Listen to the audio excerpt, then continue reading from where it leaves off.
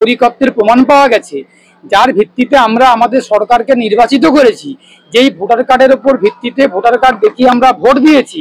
আমরা আমাদের এমএলএদেরকে, আমাদের এমপিদেরকে, আমাদের মুখ্যমন্ত্রী, আমাদের প্রধানমন্ত্রী, আমরা একাধিক জনপ্রতিনিধিদেরকে নির্বাচিত করেছি এবং তাদেরকে পদে আসীন করেছি। সেই সমস্ত তথ্যগুলো, সেই সমস্ত কার্ডগুলো বলা হচ্ছে কি বাতিল, বৈধ, তাদের কোনো রকম গ্রহণযোগ্যতা, তাদের অ্যাকসেপ্টেবিলিটি নেই। এখন নরেন্দ্র মোদী বলছেন আধার কার্ডের গুরুত্ব নেই, ভোটার কার্ডের গুরুত্ব নেই, রেশন কার্ডের গুরুত্ব নেই, জন্ম সার্টিফিকেটের গুরুত্ব নেই। উনি একগাদা তথ্য জানতে চাইছেন।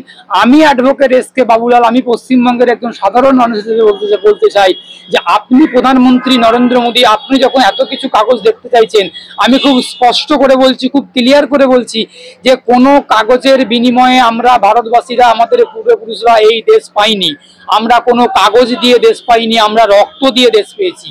আমাদের পূর্বপুরুষরা, আমাদের দাদুরা, আমাদের দাদুর দাদুরা, আমাদের আপনাদের এই ভারতবাসী মাতঙ্গিনীর দেশ, মাতঙ্গিনীর বাংলা, মাস্টারদার দেশ, নেতাজি সুভাষচন্দ্রের দেশ, মহাত্মা গান্ধীর দেশ। এদেশ কখনো কোনো কাগজের ভিত্তিতে আমরা পাইনি। আমরা কোনো ইংরেজদেরকে, আমরা কোনো ব্রিটিশকে, ইংরেজ ইস্ট ইন্ডিয়া কোম্পানিকে আমরা কাগজ দেখিয়ে বলিনি যে এই কাগজটার বিনিময়ে আমার দেশকে, ভারতবর্ষকে স্বাধীন করে দেওয়া হোক। আমরা আমাদের রক্ত, আমাদের জীবন দিয়ে আমরা এই দেশের মাটিকে আমরা স্বাধীন করতে পেরেছি।